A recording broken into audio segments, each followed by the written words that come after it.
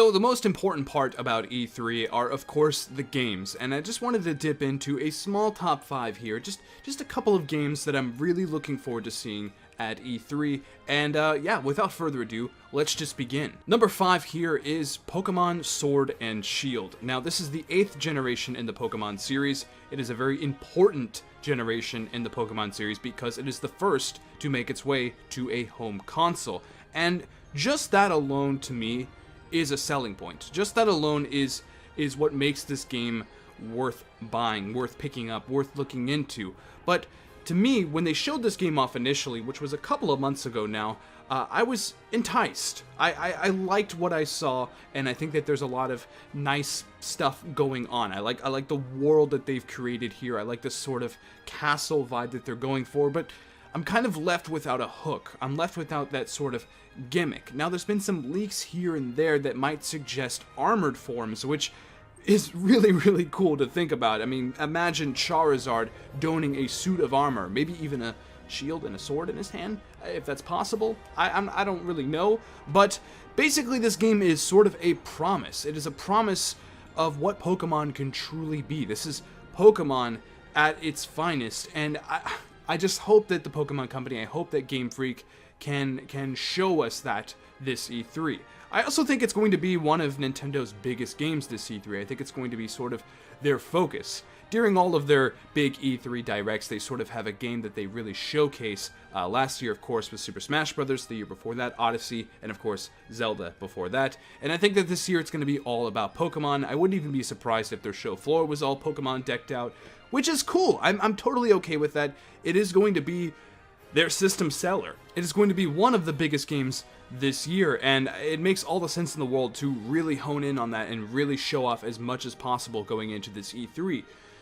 But will they? That's also another question, because Pokemon is a series that they've always kind of shown off during, like, Pokemon Directs. They could have just a 30-minute Direct in August and show everything they need about this game. Are we just going to get a small little trailer this E3, or are we getting the full, like, here we are, this is the game, let's go? Are they going to have demos on the show floor? Like, there's lots of questions here. I don't really know, and Nintendo has a lot of other titles under their belt that are promised to come out this year that they could also have being showcased at this Nintendo Direct. So it's going to be scratching them ahead a little bit, but it's definitely going to be there at E3, and I think that that's why I'm looking forward to it. It's just seeing this game and what exactly is new about it. So yeah, that is number 5 on the list.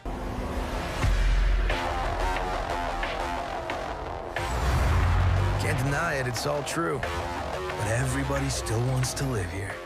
Now, number 4 and 3 are kind of interchangeable in a way. I don't really know which one I'm looking forward to seeing more, but whatever, it doesn't really matter. The next game on the list is Cyberpunk 2077. CD Projekt Red has a way of making RPGs feel important and feel really big and immersive. And I love The Witcher. I think The Witcher 3 is one of the greatest RPGs ever made, at least in that sense, in the sort of Western RPG sense. I think it just really worked. I love the characters, I love the side quest, I love the world that they built, and I'm actually looking forward to that weird Netflix show coming out. Like, I love Witcher, and I want to be more engrossed in that, and it kind of saddens me that I didn't really get a piece of Witcher 1 and 2, because apparently 1 is, like, unplayable, and 2 was, like, released weird. So Witcher 3 is great. That's kind of my mindset going into any CD Projekt Red project, is that Witcher was great, so what is next? Now, last year at E3, during Microsoft's press conference, we saw our first true glimpse at Cyberpunk 2077, and to much people's surprise, it looks incredible. It was a lot of people's best of show, it won a lot of E3 awards, and rightfully so. I mean, the game blew my mind. Just this small trailer blew my mind. What they showed off, what was important in that trailer was the world of Cyberpunk. This city, Night City, was the star of that trailer. We didn't really get a sense of a story. I mean, we got little glimpses here and there of things that are going to be happening in this game, but not really an overarching story, not really, you know, characters or things to hold on to. It was really just this world, this environment that is going to be explored throughout this game that was the star of that trailer, and it worked for me. It truly did.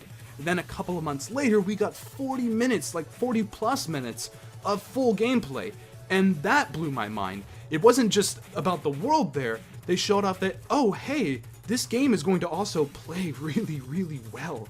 Seeing that gunplay, seeing the shotgun, seeing all of the different mechanics here and there, being able to jump off the walls, being able to pick up car doors or something, I can't even remember. It blew my mind. There was so many different nuances here and there. It reminded me of like Deus Ex. It reminded me of course, Witcher. It reminded me of a little bit of Fallout, like the good aspects of Fallout, which is not the gunplay, oddly. The game looks incredible. It looks really, really special, and I think that going into this year's E3, if it's at Microsoft's press conference, it is going to shine once more. Now, is it going to be there? We don't know yet. It could just be a trailer that's released during E3. They could have some show floor presence. I'm not quite sure. It is, I believe, confirmed to be there. So that is enough for me to look forward to it. That is enough for me to start hyping it up. I want to see more of this game. I want to see more customization. I want to see more environments. Are we able to like go in those really tall buildings? I want to like go up to a really tall building and look down at this futuristic city, look down at it during night and day. I want to see that kind of stuff. I just want to play the game, really. I think that's kind of the issue I'm having right now. But every little tidbit, every little glimpse that we get of this game, I'm just going to eat up. Now, CD Projekt Red has gone onto account to say that the last time we saw the game, things are different now. Things are different. The game doesn't exactly look like that anymore. And I don't really know what that means. I don't really know how different the game looks. I don't know if it's just like, oh, you hold the gun a little bit higher on the screen now, or is it like graphical changes? I'm not 100% sure. They were very vague about that, and I think that we will see what they're talking about this E3. I think they're going to show off something kind of new. They said that there's a lot of mechanics and a lot of things that we have not seen yet, a lot of big, like, game-changing mechanics that we have not seen yet, and that is so exciting. So yeah, that is why Cyberpunk is on this list. It's going to be a joy, and I think it's going to take home a couple of E3 awards once again.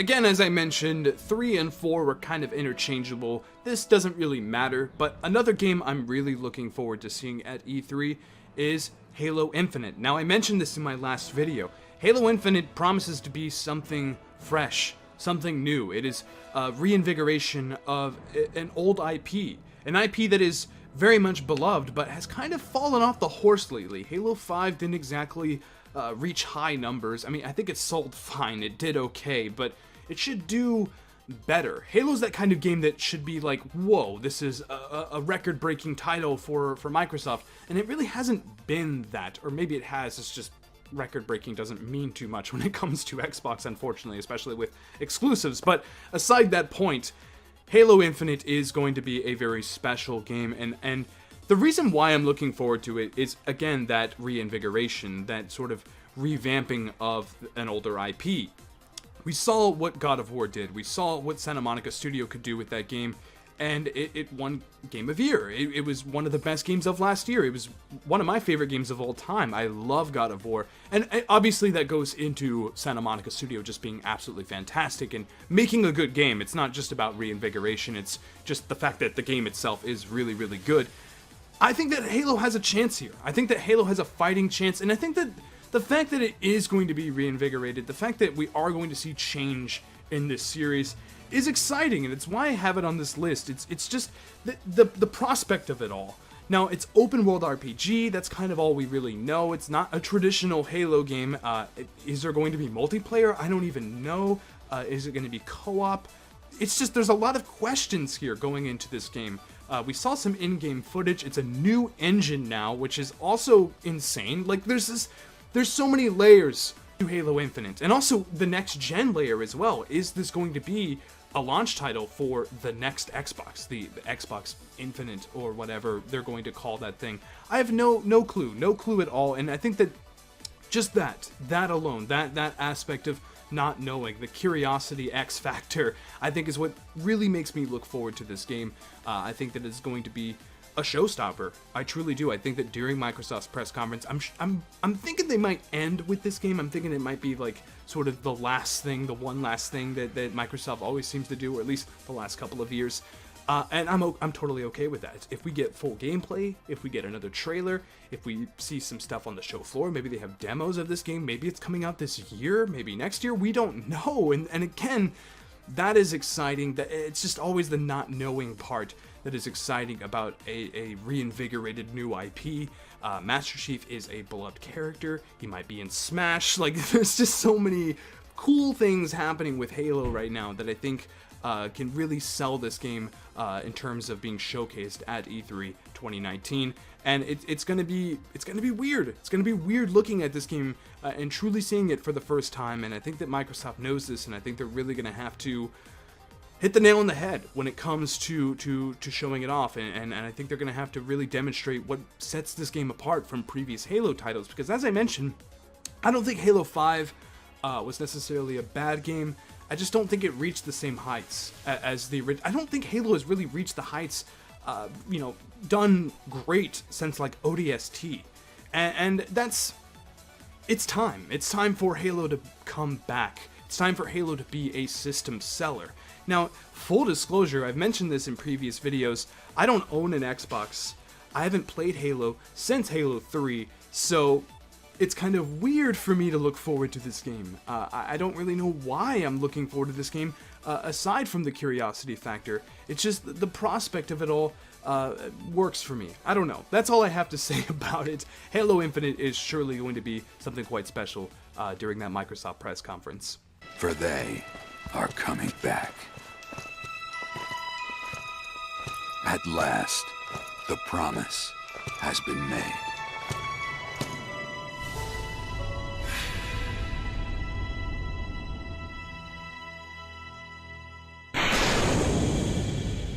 Now, number 2 on the list here is a game that I've been looking forward to very, very much for the last couple of years. A game that we've all been looking forward to for the last couple of years, and that is Final Fantasy VII Remake. And I can't even believe it's going to be at E3. I tweeted out that E3 just got real. After that state of play, after seeing that trailer, after the promise that it is going to be showing up in June, I'm assuming that that means E3. I mean, Square Enix is holding a press conference. I hope that that means E3. But as far as this conversation goes, it's going to be at E3, and it's wild to me. It truly is. Now, this game has a lot of controversy around it. Again, the last time we saw the game was 3 years ago. Aside from the state of play, it was 3 years ago, which is insane. And they showed a beefy cut of it. I mean, it didn't look done per se, but it looked like they were well into development. And then we've heard news that things have started over, that we're scrapping everything. I don't really know what the state of this game is, and I think that is what Square Enix needs to focus on, is show a sort of status. Lay this game out on a table and tell the fans, hey, this game is this much done right now.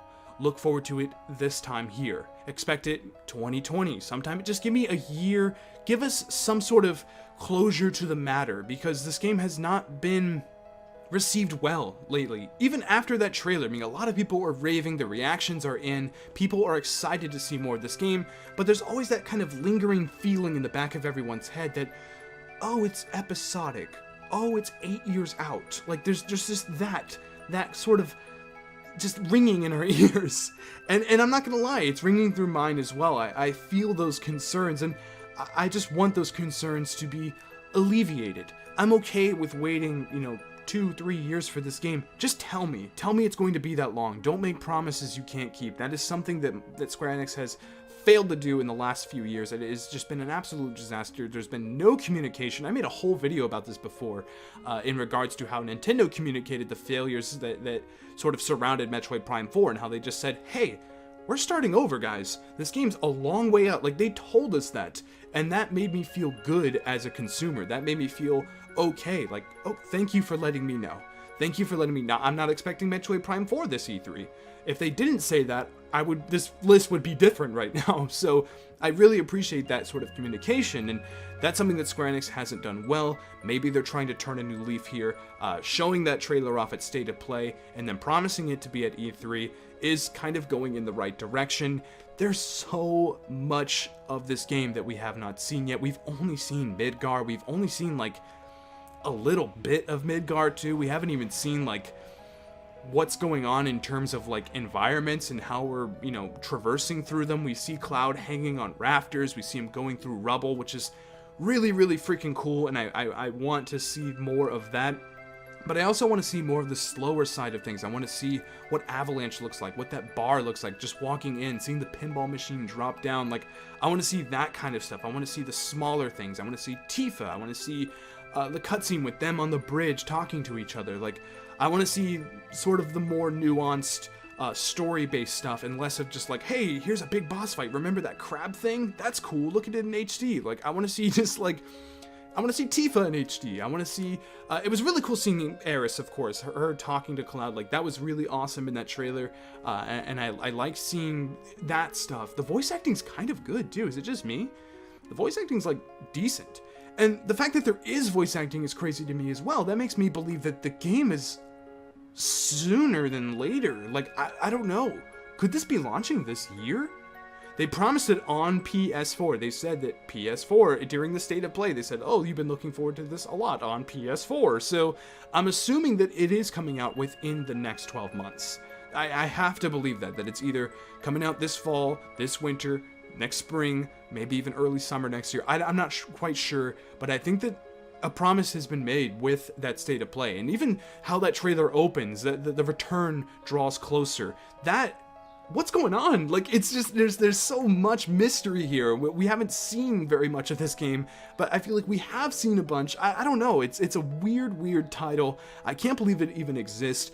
That first time we saw it, that first trailer, I don't think I've cried that much during a game reveal in a very long time. I legit was almost bawling my eyes out, and that's the power that Square Enix has in their hands right now. That's the power, you know, the fans. This is, I wouldn't say the best Final Fantasy, but it's one of the most prolific. It is one of the most beloved Final Fantasy games in the series, and a remake has been talked about here and there, a new game has been talked about here and there for so long, and it's finally happening. And I think that going into E3, there's going to be a lot of hype and a lot of anticipation and a lot of build-up and letdown. I'm expecting letdown. I'm expecting that we're not going to see a lot of this game. I'm thinking we're just going to get like a second half of that trailer. We're going to see Tifa. We're going to hear her talk. We're going to see maybe a little bit of Avalanche, maybe Red 13, and that's it. I don't think we're getting any more than that. I don't think we're getting gameplay. Or we're going to see gameplay in a trailer, but I don't think we're going to get any kind of breakdown or communication whatsoever with this game. I think they're going to say, expect to see it soonish. That's basically it. And that hurts. But I still can't help but look forward to it. I'm still just like Square Enix does this. They always do this. They hook me and drag me through the mud, and I'm still just smiling. Okay, what's next? And I'm okay with it. You know what? I'm gonna go in blindly towards Square Enix's press conference and just expect greatness. That's all I'm gonna say. I'm expecting greatness. Square Enix, don't let me down. They're gonna let me down so hard, man. It's gonna suck. Sorry for going off a lot there with Final Fantasy. I didn't get a chance to talk about that trailer, and just needed to kind of vent a little bit regarding Final Fantasy. It's been a troubled title, as I mentioned. So yeah, I'm looking forward to it. Now, for number one, you're going to be very upset. You're going to be mad at me. Because number one isn't a game. Now, bear with me here. It is a game, but it's the idea of a new game. Now, I know this is very cop-outy, and I know that this is kind of silly, but my favorite part about E3 is seeing new IP. Is seeing new promising titles that I did not know existed before that show. Now, again, I know it's kind of weird to put on this list, but it truly is what I'm looking forward to most. That is, the game I want to see most is a game I've never seen before. Whether that's during Xbox's press conference, whether that's during Nintendo's press conference, whether it's an IP that we haven't really seen anything of at all, like Luigi's Mansion 3, like Animal Crossing, like Game Freak's Town. Like, there's so many titles out there that we haven't seen yet that I'm just, they're basically brand new games at this point. Yeah, they announced Luigi's Mansion 3, but we haven't seen gameplay, we don't know the story, we don't know the gist of the game, and that goes for a lot of titles going into E3, and getting those details, getting that information is what I'm looking forward to most. It always is. That is what E3 is about, is new stuff. And it's kind of, dipping into the greed of humanity, to be honest with you. It's just this need and want for new things, but I can't help it. As a consumer, I always want to see what is next. As a consumer, I want to see what the next big thing is. And the fact that that might be new hardware, games that are playing on that new hardware, Watch Dogs 3, a new Smash character, like those things are what give me life, and it's what makes E3 so special. I always compare E3 to Christmas, how it's like equal in terms of excitement. I love Christmas and I love E3. It's like they go hand in hand to me. They truly do. And it's sort of similar in a way. Say your mom promises you that, hey, you're gonna get an Xbox One for Christmas, and I'm going to get excited about that. Say I'm at Target or Walmart and I'm about to buy it and she tells me, don't buy it. I got you one for Christmas, okay? Just wait a couple weeks. And I'm like, okay, that's fine. Sweet, awesome. I'm getting an Xbox. That is awesome. That's fun to look forward to. But what's also cool is getting that Xbox and also getting Halo Infinite for Christmas. Something that you didn't expect. Something that you didn't believe would be under the tree or gifted to you by your relatives. That is what makes Christmas special. And to me, that is what makes E3 special, is surprise. Is that moment when you see a game and you're trying to guess what it is, and then you see that title and you're like, what? What is this? This developer? No way! That is the coolest part about E3, and it's what I love most. And that is my number one, and I know it's a cop-out, and I know you guys are gonna hate on me for it. You can call Final Fantasy VII Remake number one. That was my number one going into this list. It truly was. I think that it is, in terms of games that are confirmed to be at E3, it is my number one. But if I have to be honest with myself and be honest with my viewers, it's the unknown that I'm looking forward to the most. It's the not knowing. And that's kind of why I'm looking forward to all of these games. When you talk about Pokemon Sword and Shield, we don't know much about it. Halo Infinite, we don't know really anything. Cyberpunk, there's still so much there. Final Fantasy, there's still so, like, unknown, uncertainty, curiosity is what drives me towards E3. It's what drives me towards talking about these things with you guys, and it's always what I'm looking forward to most. So yeah, that is my top 5. Again, I know it's a total cop-out, and I know it's completely silly, but I appreciate you guys watching, and I appreciate you guys being a part of this list. Comment down below, give me your personal top 5 games that you're looking forward to seeing at E3. There are so many titles that are kind of confirmed to be there. We're going to see the new Ghost Recon. We're probably going to see Beyond Good and Evil 2 again. We're probably going to see maybe the new Assassin's Creed, Watch Dogs 3. These are all Ubisoft games. I don't know why I'm just mentioning Ubisoft games. But there's Nintendo stuff as well. Animal Crossing, Luigi's Mansion. Did those make your list? Xbox is going to have a lot of third-party awesomeness that it's going to be Star Wars. Jedi Fallen Order, like that is going to be such a cool game to see at E3. There's plenty there to look forward to, so give me your personal top 5 down in the comments below. Give me your thoughts on mine. I appreciate each and every single one of you guys. I love the discussion. That is why I do this. And yeah, hit the like button if you enjoyed anything that I had to talk about today, and also subscribe to this channel for more E3 2019 coverage. I'm trying to get as much content out as possible. I love talking about this thing, and there's much more to come. And I just want to thank you guys that are watching these videos, and I mean, I'm kind of making a comeback here on YouTube, so this viewership and these subscribers and those comments are important to me, and I just want to thank you very much. Anyway, as always, thank you for watching, and until next time, I'll see you guys later. Bye-bye.